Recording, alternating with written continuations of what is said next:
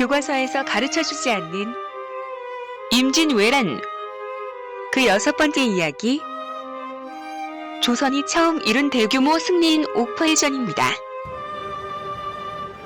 1592년 6월 7일 일본군은 개전 11일 만에 탕금대전투에서 조선군을 전멸시키고 수도 한양으로 전진을 계속합니다.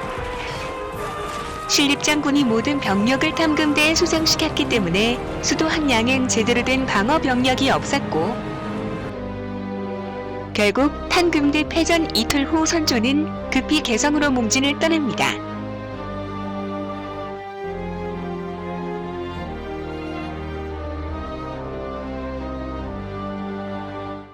상황이 급박하게 돌아가자 도원수 김명원은 한강을 지형적 방어선으로 이용해 도성을 지키고자 합니다.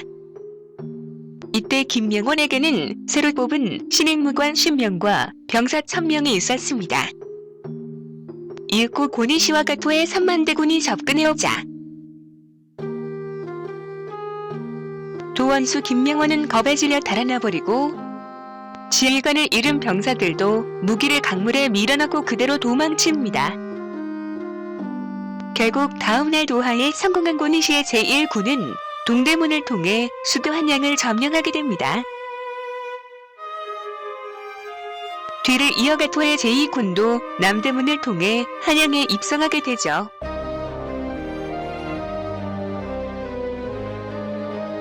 일반적으로 도하 작전은 공격군이 매우 불리합니다. 도원수 김명원이 일본군의 도하를 저지했으면 어떠하였을까 하는 아쉬움이 있습니다. 실제로 임진왜란 당시 경기도 여주에서는 강원도 조방장원호가 적은 수의 군사로 일본군의 도하를 지연시키는데 성공하기도 합니다. 그렇게 개전 21일 만에 수도 함량이 떨어지고 같은 날 선조는 다시 평양으로 몽진을 떠납니다.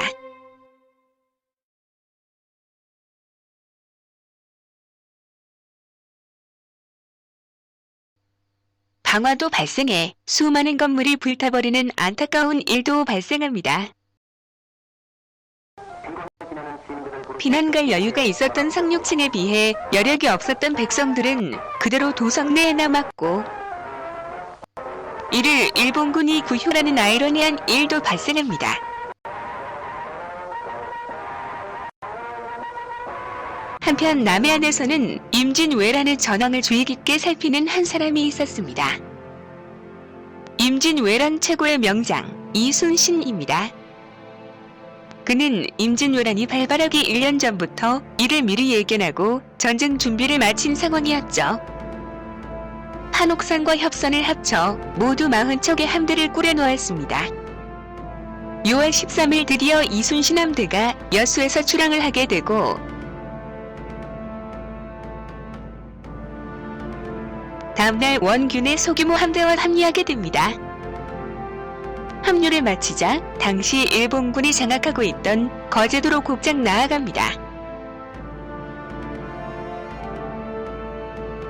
이윽고 6월 16일 첫 후선이 옥포에 정박 중인 일본군 대함대를 발견하게 되고 이순신 장군은 기습 공격을 감행합니다.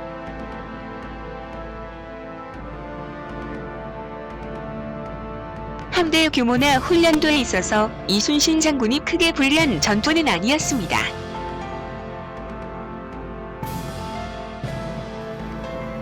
기습을 위해 조선 수군이 바삐 움직이는 사이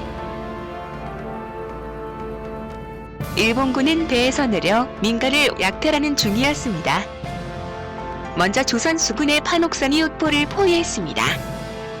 후방에는 작은 군선과 어선을 모아 함대의 규모가 실제보다 많아 보이게 하였죠.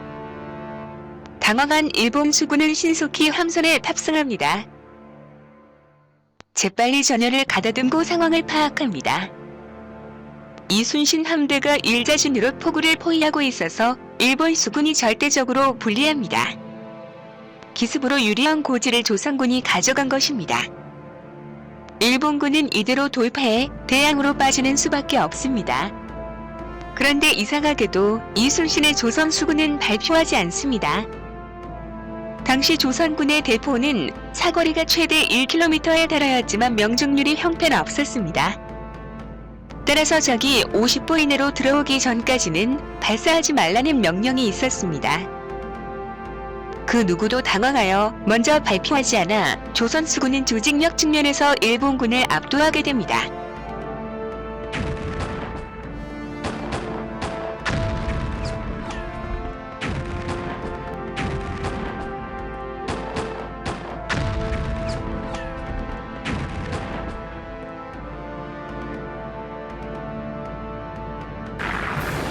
대승입니다.